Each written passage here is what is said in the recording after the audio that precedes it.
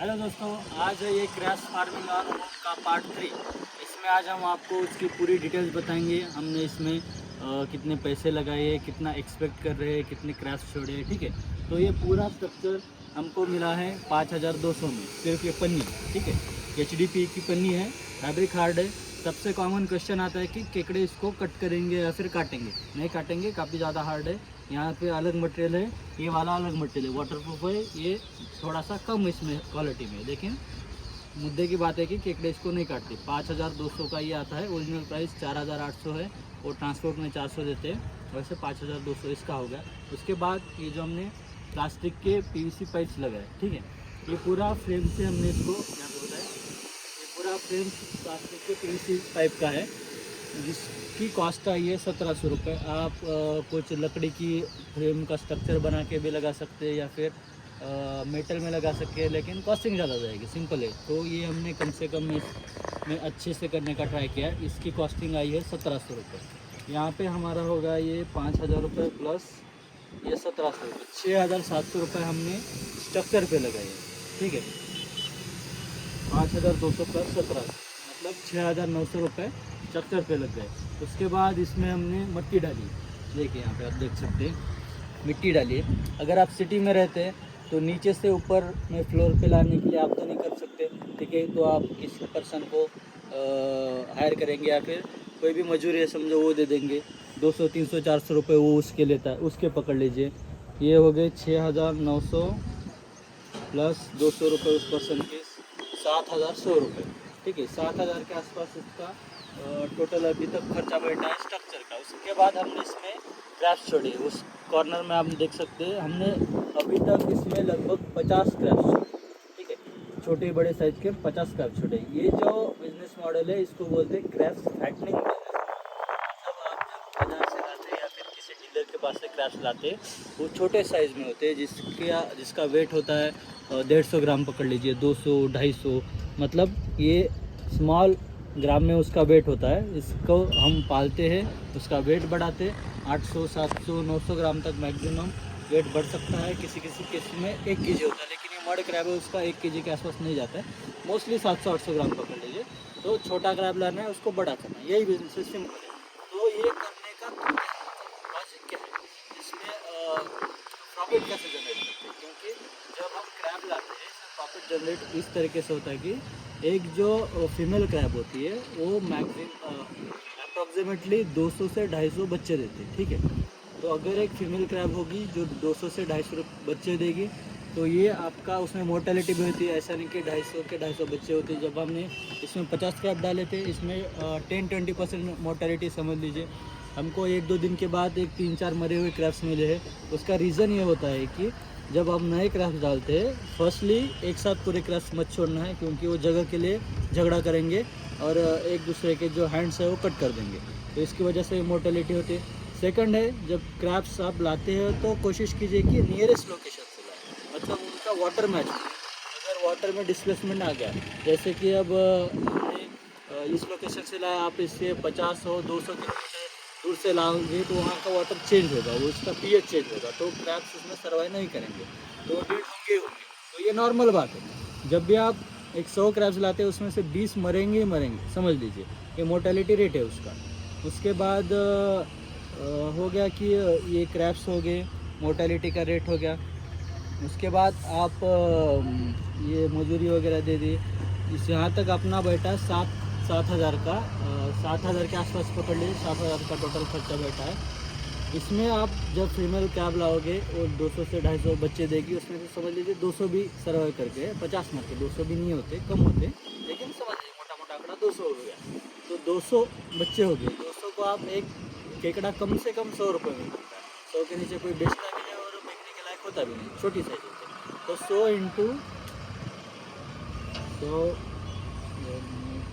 200, तो 20,000 आपकी ये हो गई। ठीक है, तो 20,000 एक मंथ का नहीं है, ये अप्रॉक्सीमेटली केकड़े की साइज़ है 6 महीने में उतनी होती है।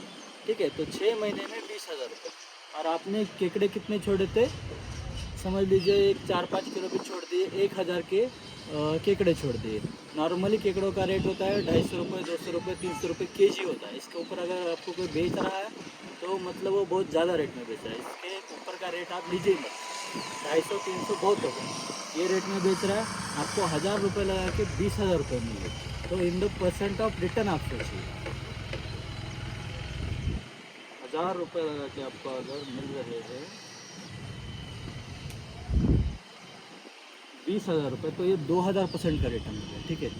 अगर आप नॉर्मल किसी भी समझ लीजिए म्यूचुअल फंड का ले लीजिए, अगर हम म्यूचुअल फंड में 1000 रुपये डालते हैं तो नॉर्मल मंथ का रिटर्न रेट होता है 2%, 3%, कम ज़्यादा होता है अकॉर्डिंग टू स्टॉक मार्केट। लेकिन अप्रॉक्सीमेटली अगर आप कॉन्कैप का भी देख लीजिए, साल का या 30 साल का 23 या फिर 52% रिटर्न होता है। मैक्सिमम 30 साल का 52% कॉन्कैप का रिटर्न है। लेकिन आप इसमें देखिए 2000% का रिटर्न है। उसमें सिंपल बात यह है कि आप वन टाइम डाल के छोड़ सकते हैं, वो भी इस काइंड ऑफ पैसिव इनकम ही है, लेकिन थोड़ा सा मेंटेनेंस है। एक बार क्रैप्स आपने डाल दी, उसको थोड़ा सा मेंटेन करना पड़ता है कि खाना देना पड़ता है, अगर पानी कम हो गया तो पानी छोड़ना पड़ता है। ये छोटी मोटी चीज़ है, अगर मतलब आपको इंटरेस्ट है तो आप इसमें कर सकते हैं। ये कोई बहुत ज़्यादा इसमें से लाखों करोड़ रुपए नहीं आने वाले। नॉर्मली एक आप 5, 6, 10,000 रुपये पकड़ लीजिए या फिर 20,000 रुपये मैक्स टू मैक्स पकड़ लीजिए। उसके ऊपर जो भी आपको बताते हैं लाख रुपए आ जाएगा, 1.5 लाख रुपए आ जाएगा, नहीं होता है। होता है उनका जो प्लॉट का साइज़ या फिर जो फार्म का साइज़ है बहुत बड़ा होता है। नॉर्मली 20x5 का है, ठीक है। 20x5 में उतना ज़्यादा नहीं होगा, लेकिन एक डेमो मॉडल है। आपको एक 7,000 8,000 लगा के आप एक टेस्ट पर्पज़ के लिए इसको देख सकते हैं कि इसमें कितनी यील्ड होगी या फिर केकड़े हम कैसे पाल सकते। ये प्रैक्टिस हम इसमें कर सकते। जब आप इसके बाद आप बड़े साइज में जाएंगे, जब आप फार्म में जाएंगे, ओरिजिनल लैंड में करेंगे, तो उसका अप्रॉक्सीमेट उस फार्म का खर्चा आता है 7 लाख 8 लाख रुपए आता है। जो भी गड्ढा खोद के पूरा सीमेंट का कंक्रीट का स्ट्रक्चर होता है, 7-8 लाख रुपए मैक्सिमम, या फिर जो भी अप्रॉक्सीमेट आप उसका खर्चा पकड़ लीजिए। अपने अपने एरिया के हिसाब से लोग करते, तो 8 लाख के कंपेयर में आप डालोगे पूरा, उसमें क्रैप्स बहुत ज़्यादा मरेंगे, मोर्टेलिटी होगी, आप नए नए होंगे। तो स्टार्टिंग में for the study purpose, for the learning purpose आप ये वाला छोटा सा 7,000 8,000, मैक्सिमम मोटा मोटा आप 10,000 रुपये पकड़ लीजिए, ठीक है। 10,000 के अंदर आप पूरा उसमें से 2-4 महीने 6 महीने प्रैक्टिस कर सकते हैं, लर्न कर सकते हैं कि केकड़े कैसे मतलब उनको पालना है, क्या खिलाना है, क्यों उनकी डेथ होती है, उनको जो छुपने की जगह है वो कैसे बनानी चाहिए, छोटी मोटी बातें, ठीक है। ये आप रख सकते हैं। देखिए इसमें देखिए हमने 50 क्रैप छोड़े थे, ये कॉर्नर में देखिए पूरे मड में जाके छुप के बैठे अभी ये दिन में। इनको हम मोस्टली अभी मछली का वेस्ट देती है। पहले हमने चिकन का वेस्ट दिया था, लेकिन ट्राई कीजिए कि चिकन का वेस्ट मत दीजिए, उसमें से फिर डेथ के चांसेस उनके बढ़ जाते हैं। तो मछली का ही जो वेस्ट होता है वो आप नियरेस्ट मार्केट से जाके वो फ्री में दे दीजिए, या फिर उनको 10-50 रुपये दे दीजिए, थोड़ा सा ले लीजिए, वो भी दे देते हैं। और उनको डेली भी फिट करने की ज़रूरत नहीं है, वीक में 2 बार या फिर महीने में 3-4 बार इसको फिट कर दीजिए, आराम से सर्वाइव कर जाएंगे।